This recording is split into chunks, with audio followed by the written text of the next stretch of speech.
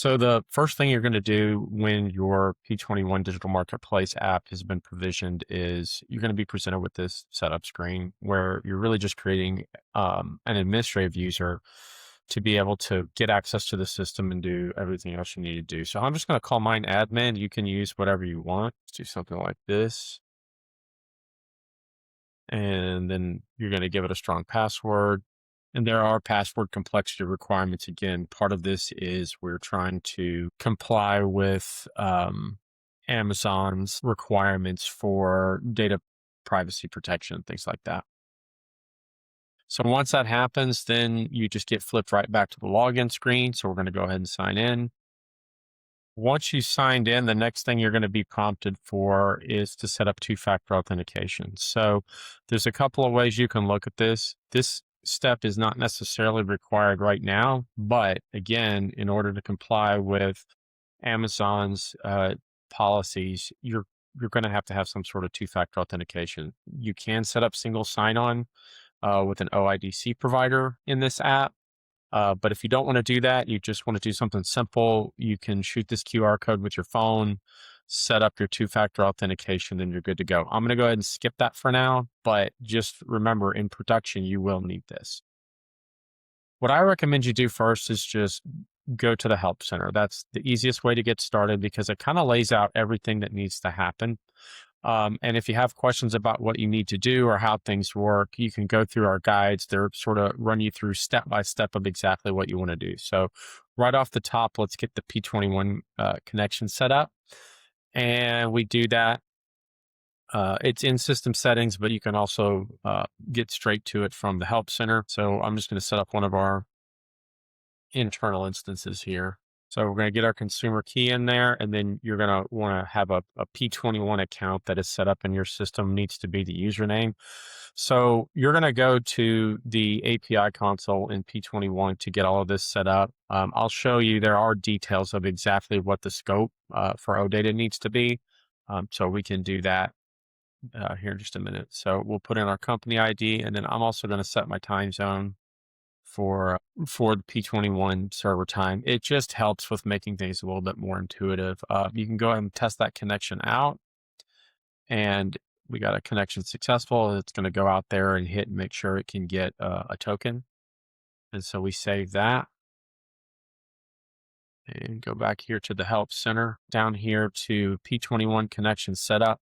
This is the exact scope that you would need to set up on the consumer key. So you're just going to set up a consumer key, make it a service. You can set the token expire at 24 hours. It doesn't need SDK access. And then the API scope, you can literally just copy paste this line of text and you'll have it correct. All right, so the next step then, once we have P21 configured, is we'll go ahead and configure Amazon. So this does work through OAuth. Your marketplace is going to be United States. So we've preset that for you, and we've preset it for North America production. So at this point, you just really click Connect Amazon. You're going to be presented with a screen to log into Amazon. And you're just going to be asked to confirm that you want to authorize the app. And so you'll just check that checkbox and click confirm. And then you should be brought right back to the marketplace app, and it's going to tell you that your Amazon account is connected. So that step's complete. And we can now configure our FBM defaults. So this is for fulfilled by merchant. The way that we have this set up is that your Amazon fulfilled by merchant stuff is usually going to ship out of a warehouse, right? A single warehouse. So you're just going to say what your default location is for your FBM orders. So I'm going to set ours to 10. If we're doing the inventory sync, if that's set up, then you're also going to want to say, well, how do I want to reflect inventory availability? And so the way that you do that is you can put in a comma separated list of locations that you want to sum their inventory up, their available inventory up, to reflect how much inventory is available on Amazon. So I'll just keep it simple and we'll just do 10, but we could just as easily do 10 and 20, just like that. You're also going to want to put in an Amazon customer ID.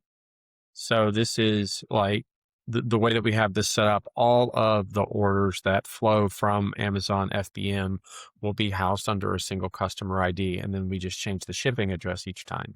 So our customer ID here is going to be 100-224, and then I can use a contact ID for Amazon orders.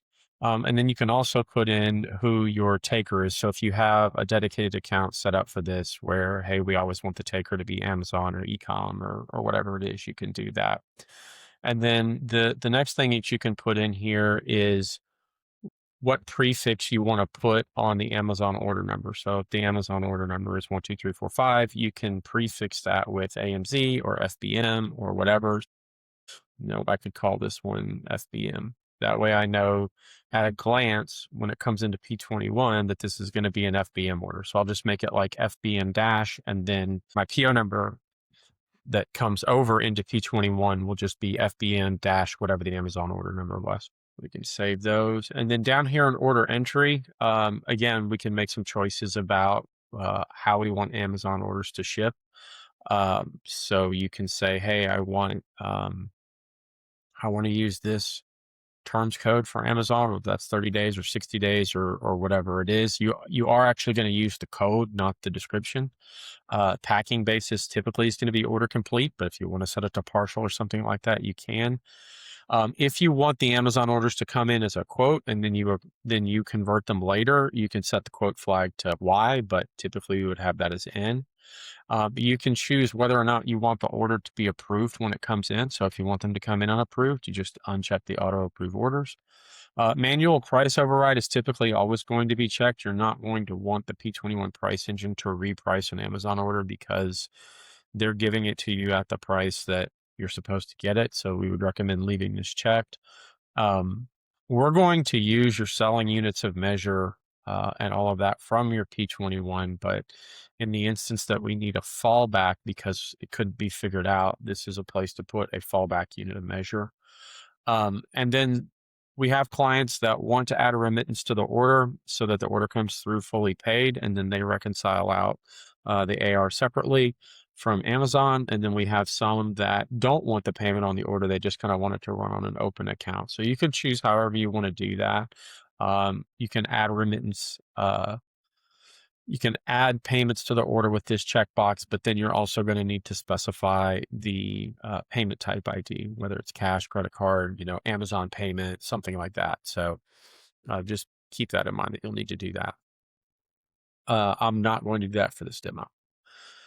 So the next step is mapping your carriers to Amazon. So Amazon has their carrier codes, and then of course you have yours in P21. So we've tried to make this pretty simple. You can import all of your carriers from P21 with a button click, and once that's happened, you have a list of every one of your carriers. You can also add these manually.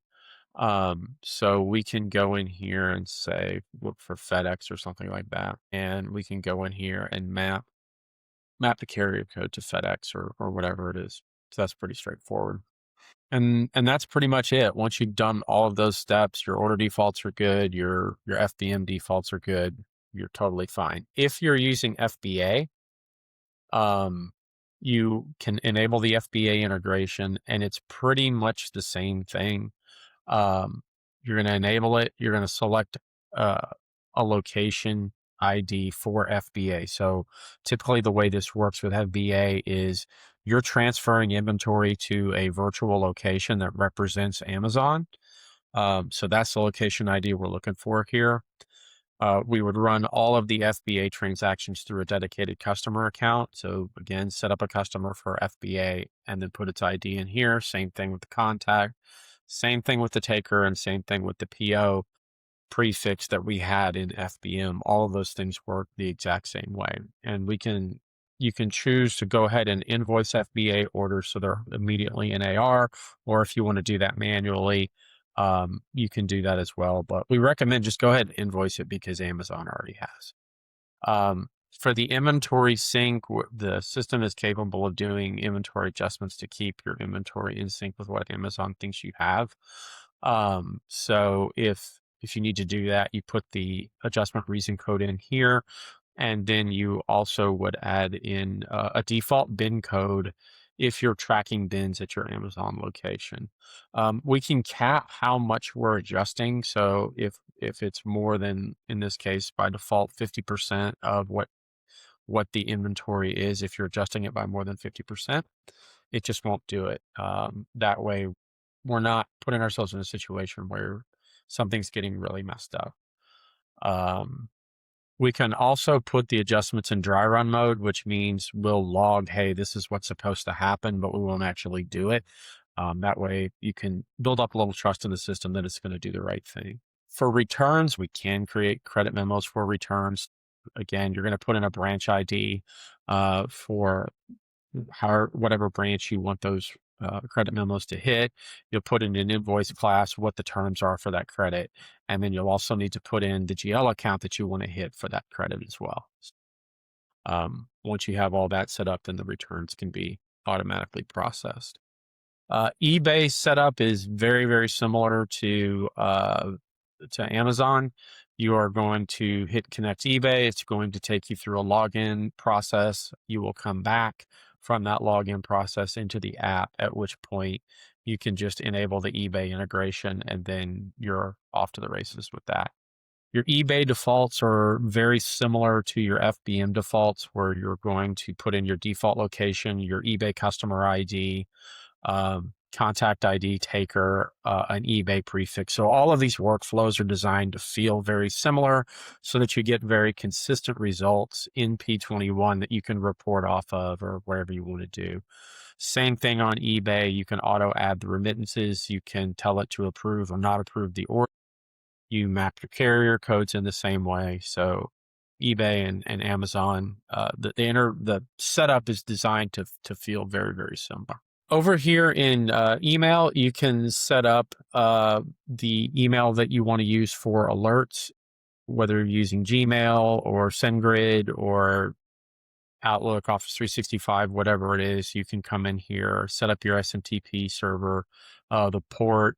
Typically, it's always going to be SSL and TLS these days, username and password, and then you can put your defaults in here for who the email needs to come from. Just make sure that it can actually access that SMTP account, the from name that you want to use, and the administrative email of the party that needs to receive the notifications. And then you can tell it to either send me those email notifications in real time, or just send me a daily sync or whatever you want to do. And then you can also test that email address to make sure it's going to go through. I mentioned this earlier. We do support single sign-on. So if you use Microsoft authentication or Google authentication, and you want to set that up, you can absolutely do that. You just set up your OIDC authority, and then your client ID and your client secret. Over here is a redirect UI that you would need to be able to set that up on the Microsoft side. They're going to ask for redirect URI. So that's what this is for. You would just copy this and put that over in Microsoft or Google or wherever.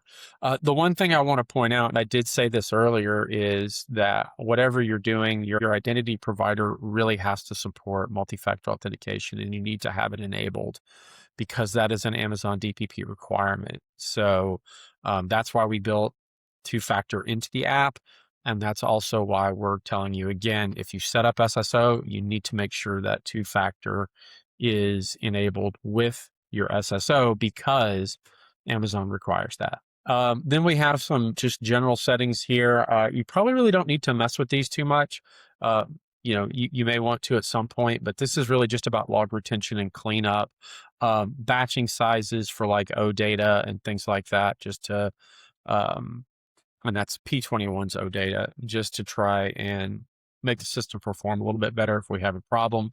I feel like these default settings are fine, and there's really probably nothing to worry about with this, but you do have some ability to do some different things. The one thing that we are going to do in this screen is we're going to turn simulation mode on. And what that allows us to do is, the ability to test in eBay and Amazon on their side is kind of limited. They give you a fixed number of orders. You can't really control them and do very much with them. So we added in this simulation mode to be able to enable you to have sort of a fake Amazon and eBay connection tied into like maybe your play environment in P21. So you can do some testing, you can get some orders going, you can get used to the process flows and all of that before you turn it on live with Amazon. So that's what simulation mode is for.